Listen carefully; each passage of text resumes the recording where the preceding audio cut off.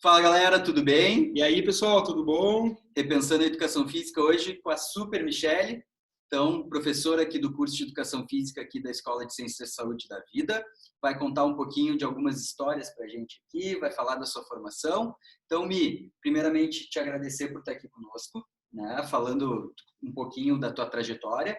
Conta um pouquinho a tua formação para o pessoal que está assistindo te conhecer um pouquinho mais. Bom, em primeiro lugar, o Super Michele é por conta do Nano, né? Para os demais, só Michele, eu acho que já tá bom, já é suficiente, né? Ou Misha, né? Como a maioria das pessoas me conhece.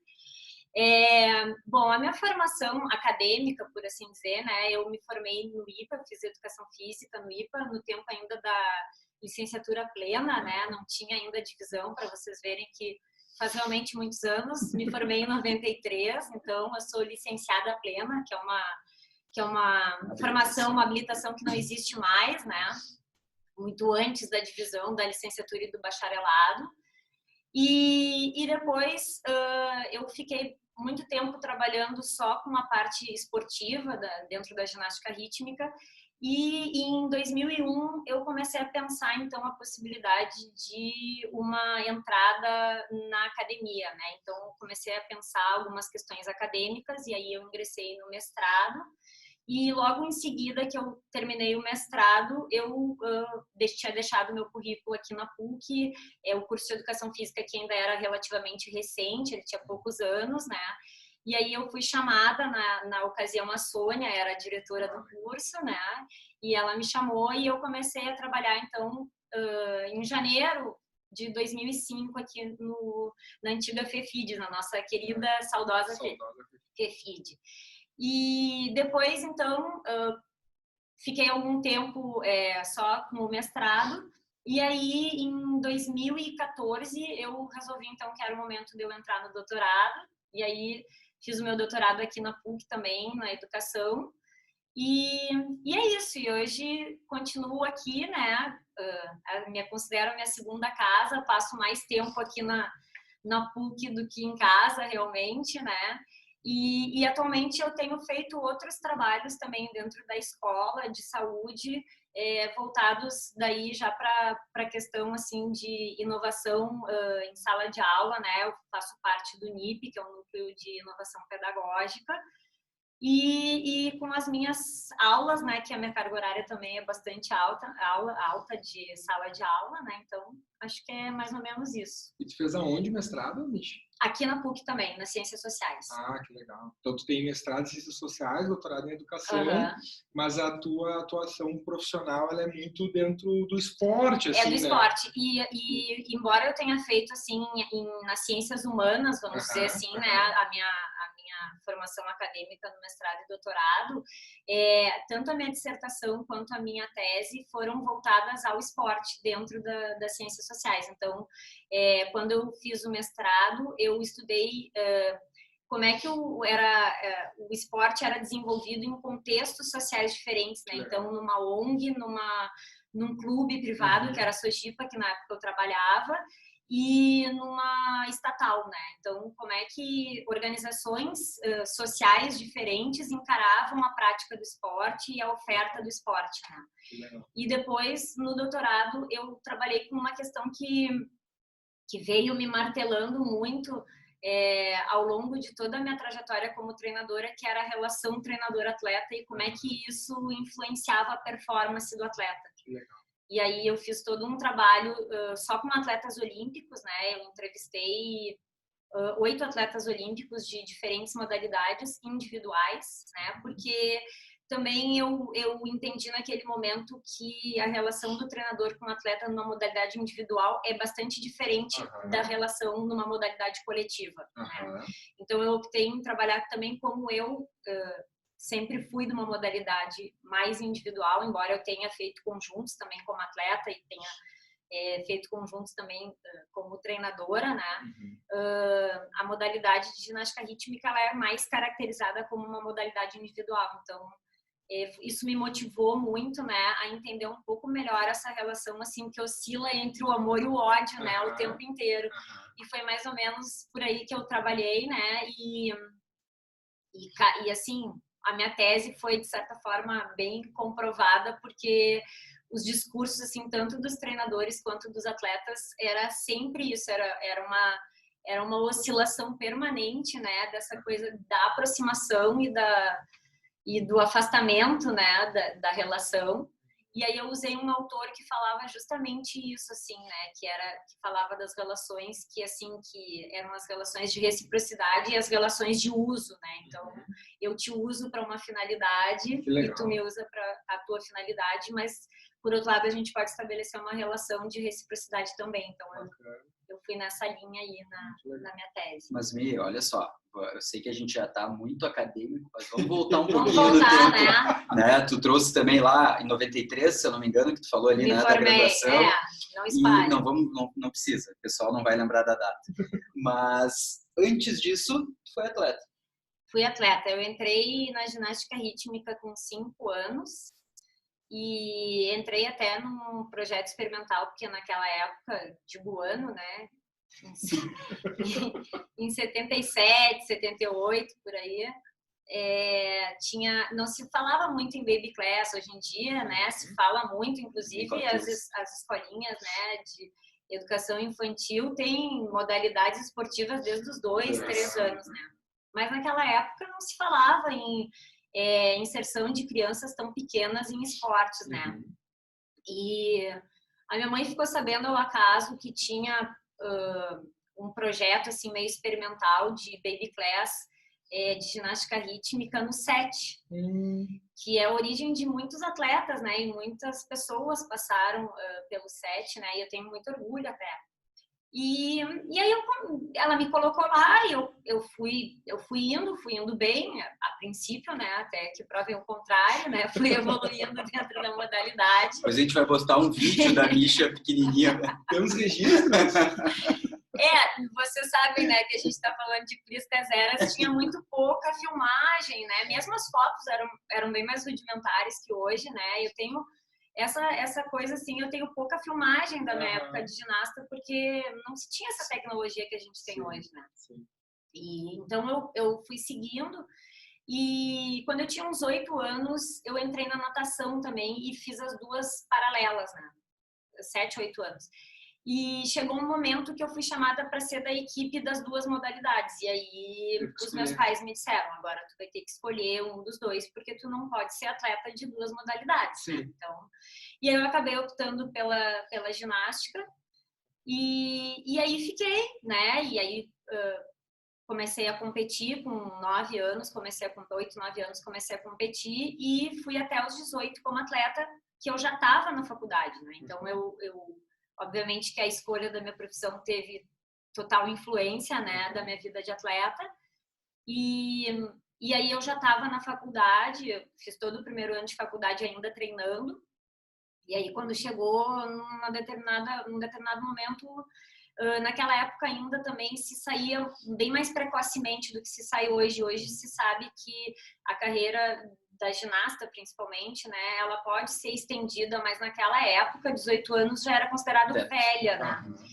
E aí, assim, aquela história, aí começa as mais jovens a passar na frente e tu começa também a ver que tu tem outras possibilidades profissionais, né, como tu já tá no curso de educação física, e eu resolvi parar de treinar e muito pouco tempo, eu diria assim, dias depois, eu recebi um convite para começar como assistente técnica de uma equipe. Então, essa transição, ela foi muito natural, assim, e ela foi muito rápida, né? Eu não cheguei nem a me afastar do mundo da ginástica. Mas tu já pensava nisso, assim, quando eu parar de treinar, de ser atleta, eu vou... Porque tu já estava fazendo educação física, então tu já meio que sabia que tu queria...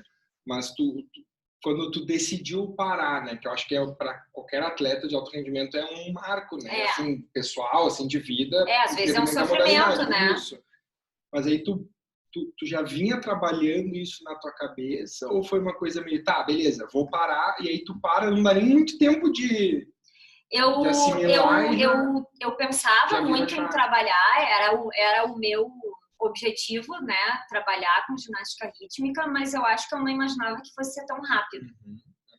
As coisas aconteceram assim de uma forma muito rápida e eu acho que eu não esperava, eu não tinha isso como um plano, né, de já ter tudo organizado para quando eu parasse eu virar a chave, né? Então foi uma transição muito natural. Eu resolvi parar e muita gente me pergunta assim, tu não sentiu saudade, tu não sentiu falta, tu não sofreu? E eu sei, eu tenho muitas colegas, assim, amigas da ginástica, que quando pararam, sofreram, engordaram, foi foi um processo muito difícil. E eu não sei se porque eu fiz essa transição muito rápida, eu não tive esse processo de sofrimento e de sensação de perda, né? Sim, muita da ausência, gente porque da ausência. tu sai da... Exatamente. Eu não cheguei a sentir isso. Eu acho que isso, de certa forma, foi uma sorte que eu tive, né? Porque nem todo mundo tem essa sorte, né? E foi, assim, uma coisa muito tranquila, porque eu aceitei e talvez até porque... Eu não sei se é porque eu era muito jovem, eu não pensei assim na responsabilidade que eu estava assumindo, assim, eu fui. Sim. Né? Tu quer pegar essa vaga de auxiliar? Quero. Né? E eu fui, eu não pensei muito se eu estava em condição, se eu tinha competência para isso, eu fui. Mas eu sou um pouco assim também, eu me jogo nas coisas e depois eu corro atrás do que eu preciso, né? Então, acho que é um pouco também perfil da pessoa. E aí eu fui e eu comecei a trabalhar e comecei a me dedicar muito e vi que era aquilo que eu gostava mesmo. E poucos meses depois, assim, eu acho que uns 6 meses depois, a pessoa que era a responsável saiu também. E aí acabou, então assim, as coisas aconteceram meio que muito rápido e muito assim, sem eu planejar isso, né?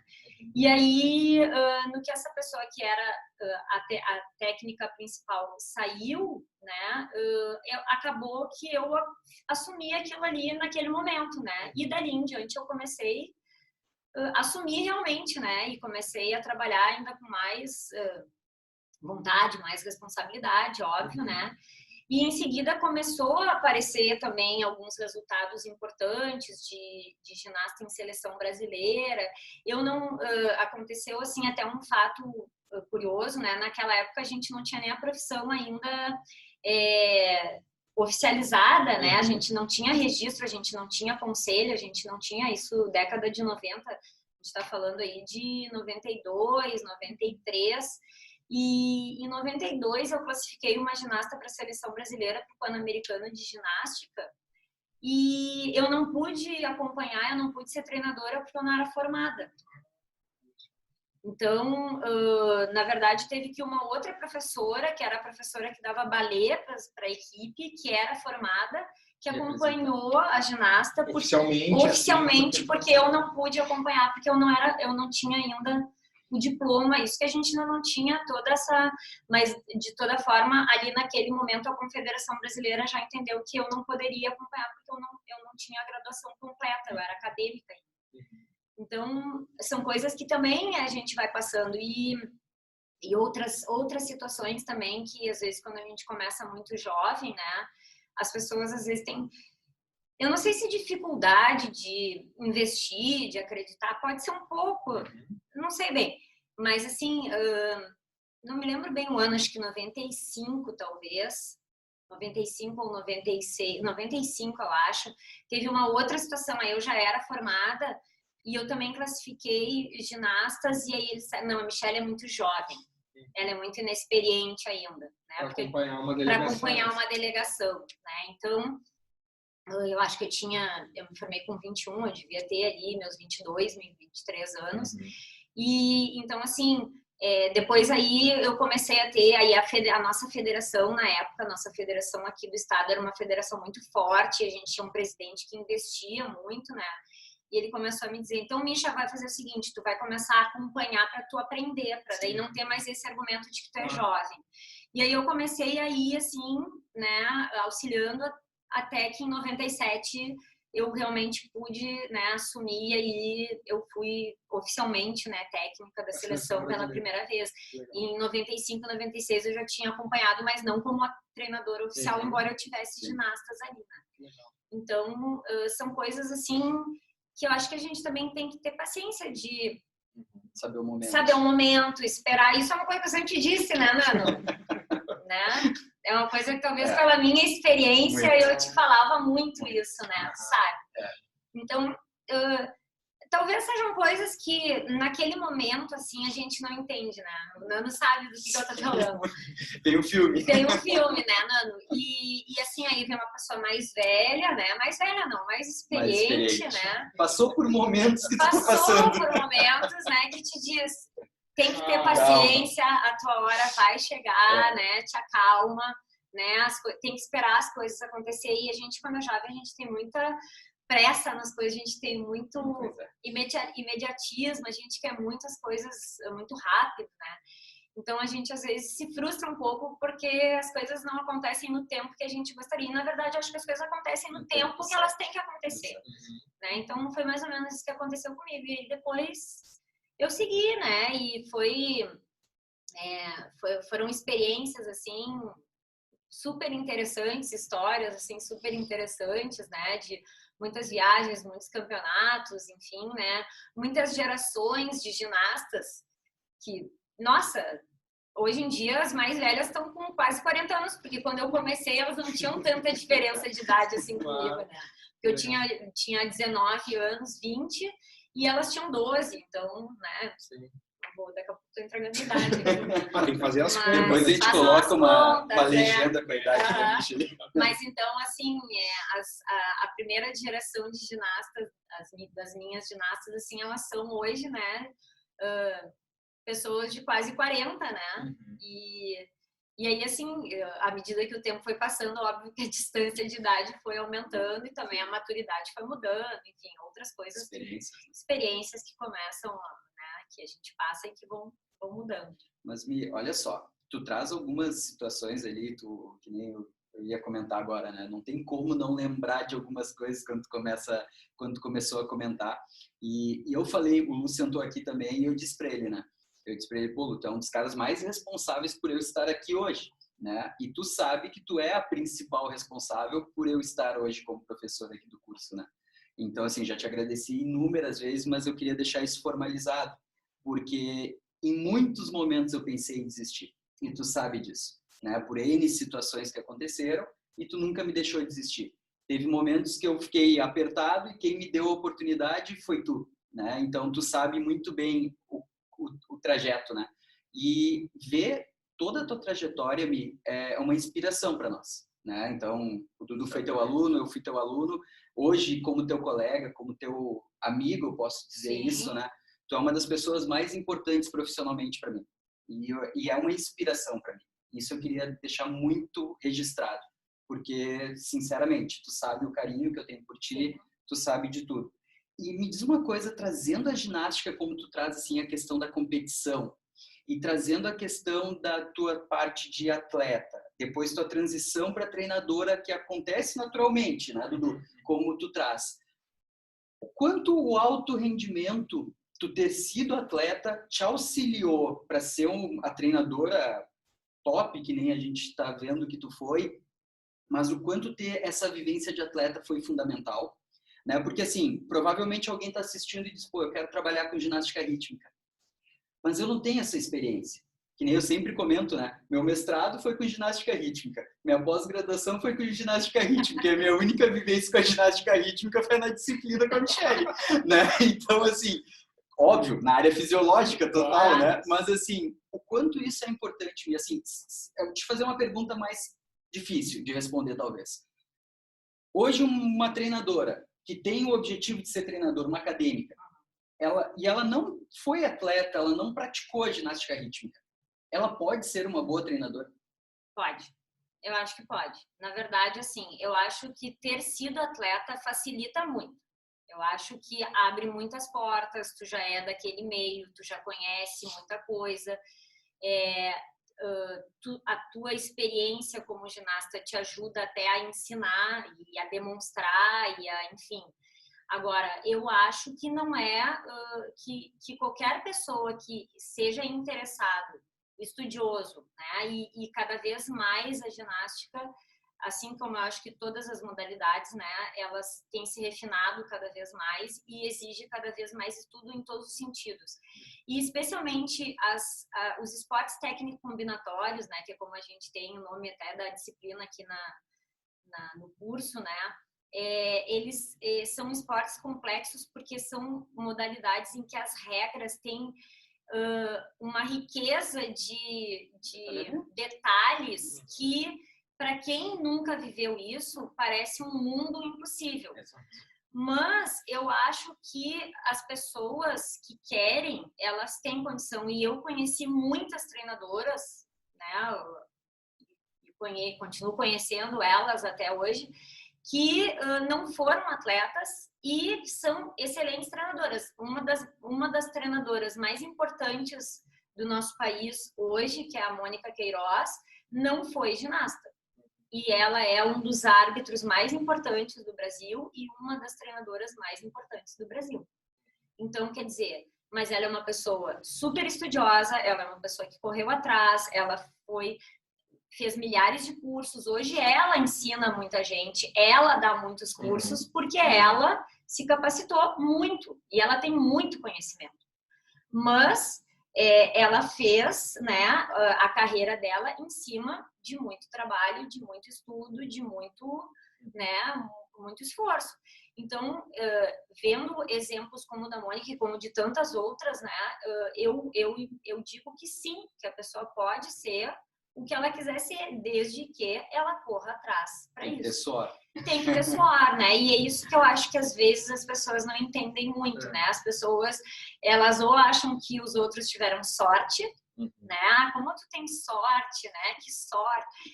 Eu não acredito muito em sorte. Eu tive uma ginasta, já que a gente está falando, né? Acho que a gente tem que contar as coisas pitorescas, assim, da experiência, né? Já está se soltando um pouquinho mais. Eu tive uma ginasta que, tudo bem, né? Ela era japonesa e o japonês ele tem uma outra disciplina que o ocidental, né? Sim.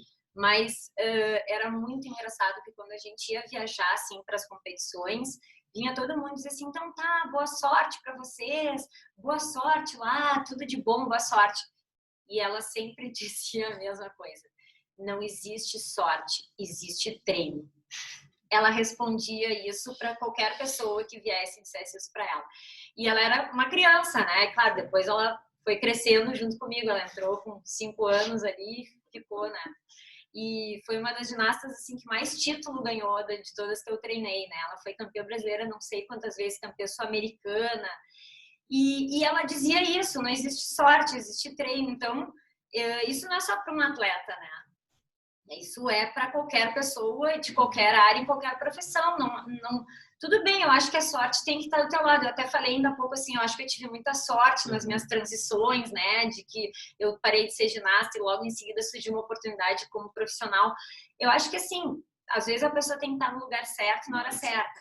Mas eu acho que a pessoa também tem que correr atrás e ela tem que fazer a competência dela. Ela tem que construir isso, assim como um atleta tem que construir a performance dele. O atleta, o grande diferencial do atleta talvez seja a persistência, né? Não resiliência, né? A resiliência. E eu acho que isso a minha vida de atleta me ensinou que eu trouxe para sempre. Sim. Mas eu acho que tem essa coisa assim das pessoas acharem assim, como ele tem sorte, né? O Nano, o Dudu conseguiram terminar o doutorado super jovens, que sorte a deles, né? Não é sorte, a gente viu vocês, a gente acompanhou a trajetória de vocês desde que vocês estavam na graduação, né? E isso é baixar a cabeça e trabalhar. E eu acho que talvez isso as pessoas precisem entender, principalmente o pessoal mais jovem hoje, que vive num mundo muito pronto, as coisas são muito imediatas, né? A tecnologia traz muita facilidade, né? Outro dia eu tava velho, agora a gente começa, parece aquelas velhas, assim, né? Meu Deus. Mas outro dia eu tava com a Fê Marquesan, a gente tava falando ali numa aula que a gente compartilha, né? Quando no nosso tempo a gente fazia pesquisa, no mesmo tempo de colégio, né? Fazia pesquisa em enciclopédia. Então a gente tinha que passar a tarde lendo ali a enciclopédia, resumindo à mão o que dizia ali, e depois passava limpo o trabalho para entregar. Né? E se a gente quisesse ilustrar o trabalho, a gente tinha que ficar folhando revista para recortar, ou a gente tinha uns caderninhos, que eram um papel assim, manteiga, que tinha que passar por cima e depois pintar o desenho. Então, assim, bizarro, né? é bizarro, só que assim, não faz tempo, né? Mas não é assim, muito, não faz. Eu vivi isso, Não, entendeu? É muito bom, eu também fiz isso no colégio. Eu vivi isso e hoje a gente vive o mundo de um clique e abre 1 milhão de imagens, entendeu? Então, assim, talvez para essas pessoas mais jovens, elas não tiveram todo esse processo de trabalho, elas não entendam o quanto a gente precisa correr atrás das coisas, né? Porque eu acho que, não sei, talvez seja uma reflexão que a gente precise fazer, né? Então, acho que tem uma questão social, assim, né? Evolutiva mesmo, né?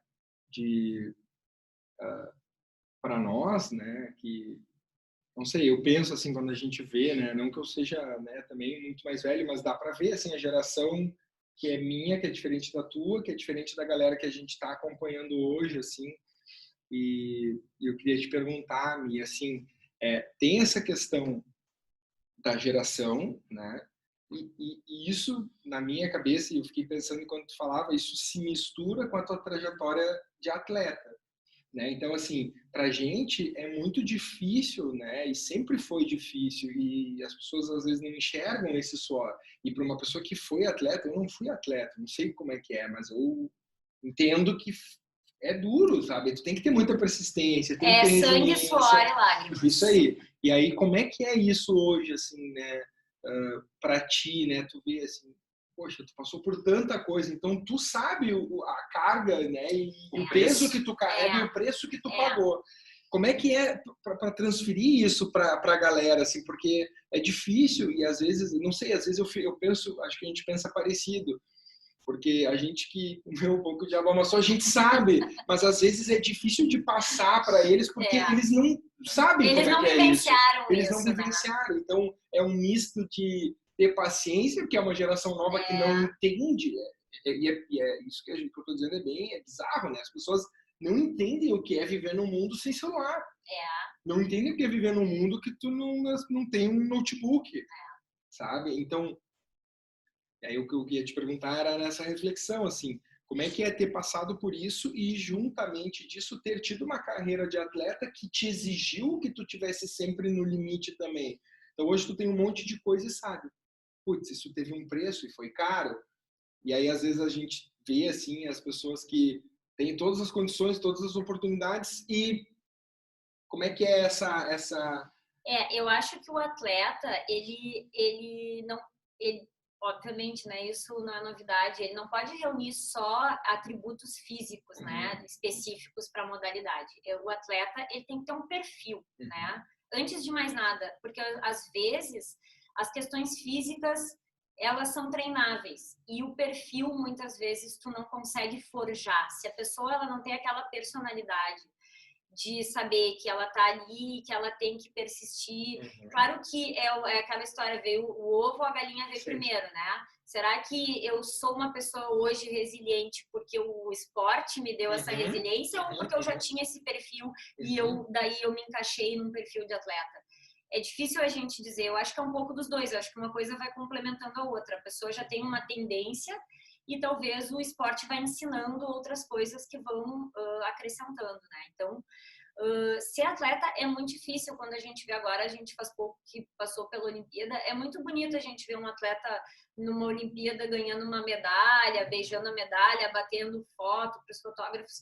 Mas, assim, o que tem por trás daquilo ali, quase ninguém pensa, né? Assim, o grande público não pensa em tudo o que o atleta passou, né? De dor, de lesão, de derrotas, né? Porque o atleta não ganha sempre, né? Perde muito mais, né? De quanta coisa ele teve que abrir mão da vida dele. O atleta é uma pessoa que abre mão da vida pelo esporte, da vida, né? De tudo.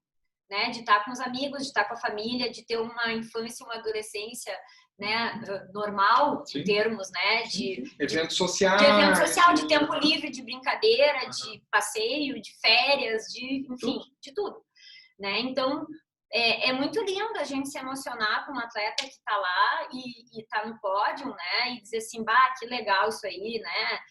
eu se pudesse teria sido atleta. Será, né? Tá disposto a pagar esse preço, né? Todo mundo está disposto a pagar o quanto tu está disposto a pagar.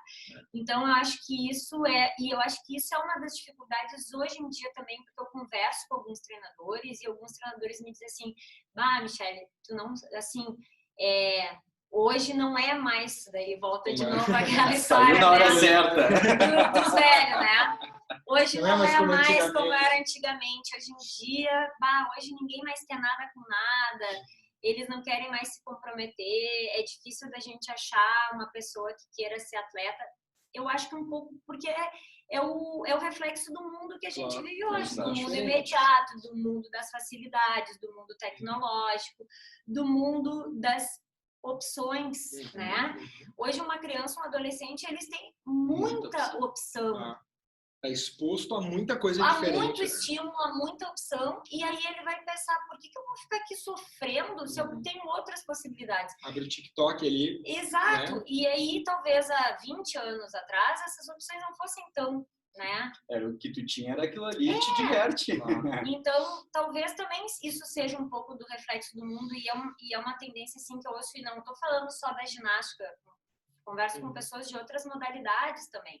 Né? Claro, a gente ainda tem muita gente que quer ir dependendo da modalidade. Quando a gente fala, por exemplo, do futebol, a gente vai ver que tem milhões de gurias que querem ser o Neymar, né? Óbvio, mas aí tem toda uma questão econômica por trás e tudo mais.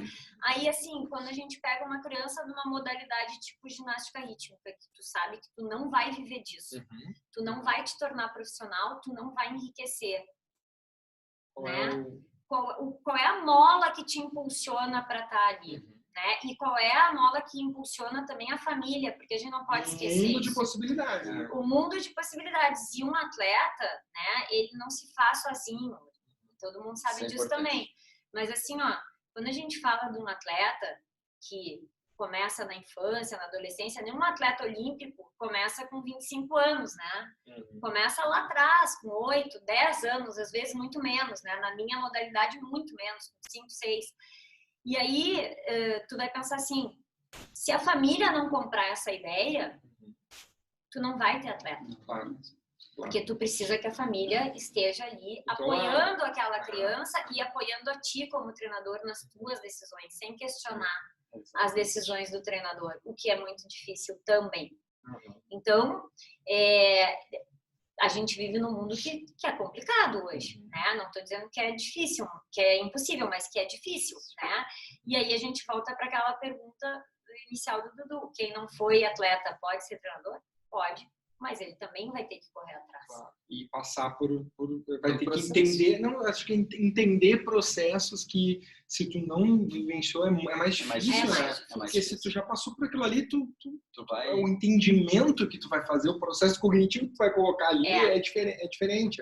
Agora tu vai ficar pensando, pô, eu nunca passei por isso, aí acontece, tu não... e até a empatia assim, também, né? Exatamente. De tu também te colocar no lugar do atleta de vez em quando, né? E eu sei que às vezes isso pro treinador é muito difícil. Mas tu às vezes tem que fazer isso também, né? Tu tem que te colocar no lugar do atleta e ver, será que ele já não tá no limite?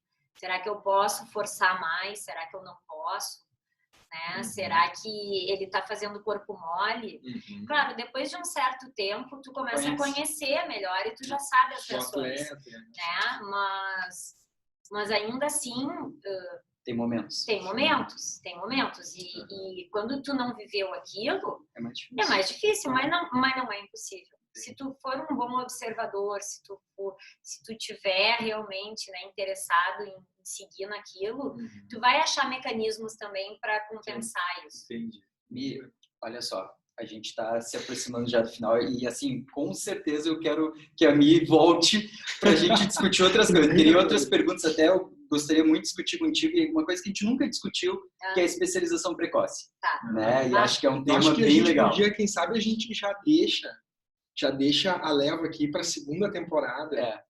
Posso dar o spoiler? Pode dar spoiler. Na segunda temporada, a gente quer fazer alguns episódios como como se fosse rounds assim de discussão. Uhum. Então discutir uma temática. E a gente pode não necessariamente trazer assim pessoas que são a favor e contra, não necessariamente nesse sentido, mas fazer debates sobre assuntos, né? Então a gente pode certamente já deixar aqui a deixa para em um dos episódios a gente falar sobre especialização, pesar o que a gente tem de pró, o que a gente tem de contra. Aí a gente convida diferentes modalidades, podemos trazer a Misha e mais alguém de uma outra modalidade para a gente fazer alguns pesos, tentar identificar aí. Já deixamos aí o spoiler para a segunda temporada. Quer que eu fale um pouco? E Mi, na verdade, assim, ó, o que a gente quer agora como o grande finale? Não dá para escapar. Não dá para escapar dessa, até porque Deus. a gente sabe que depois tem aula, né? Então a gente tem que te liberar. Mas para finalizar, assim, a gente tem um quadro aqui no nosso, com todos os entrevistados, que é o quadro que se chama Resenha Inédita.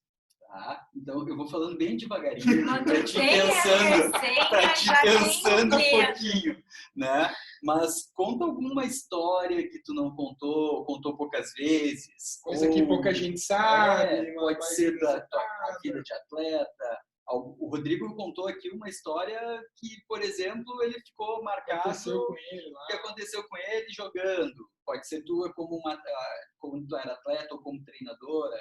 Porque eu brinco, né? Só quem te viu como atleta sabe o lado B da Michelle, né? Eu ia justamente quando tu começou a falar, eu tenho um lado B bem ruim, assim, tá? Então eu vou falar, assim.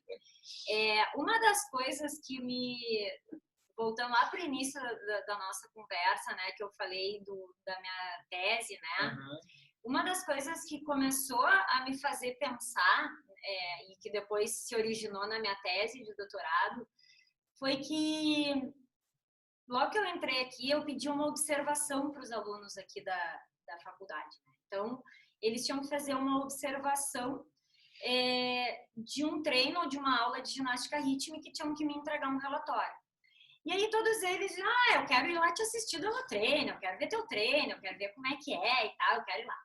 E aí as pessoas os alunos chegavam lá e eles começavam a se transtornar, assim, quando eles me viam dando treino. E eu chegava aqui de noite e eles vinham assim, professora... Quem é você? Eu não te reconheço. Tu é outra pessoa. Tu é tão gente boa com a gente e tu é o cão com aquelas gurias no ginásio. E daí eu comecei a me dar conta que realmente eu tinha um lado B muito forte que aflorava quando eu tava lá na Sojipa dando treino. E que talvez isso não fosse tão bom e não fosse tão bem visto pelas pessoas, porque eles não falavam isso de uma forma boa, sim, sabe? Não era uma coisa legal, assim, eles falavam assustados, assim, pô, tu tem duas personalidades, tu é bipolar, tu é esquizofrênica, o que tu é, né? E eu comecei a me dar conta, e aí eu comecei a me autoanalisar e eu comecei a ver que realmente, assim, aqui eu era muito mais tolerante, eu era condescendente, com um monte de coisa e tal, e lá nada escapava. Daí eu dizia, não, Michelle, mas pô, tu tá no alto rendimento, aqui não é para deixar as coisas escapar. Aqui é pau ferro, não dá para ser assim.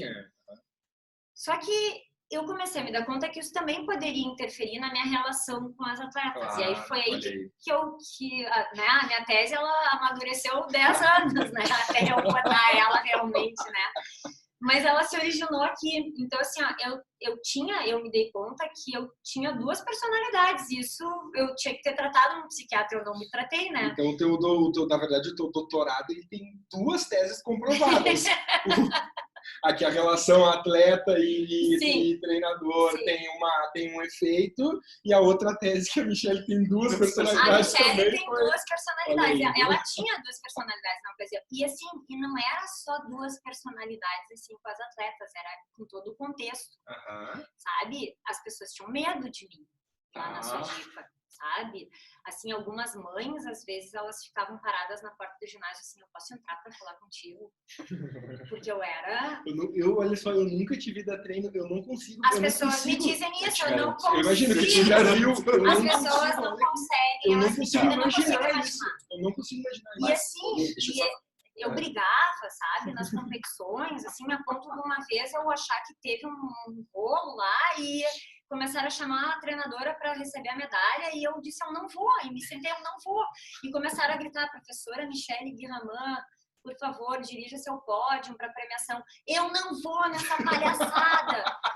E aí veio a diretora da Federação de Ginástica e me disse, olha, tu vai ser advertida, pode me dar advertência, eu não vou nessa palhaçada. E aí, assim, eu jamais faria uma coisa aqui, assim, né?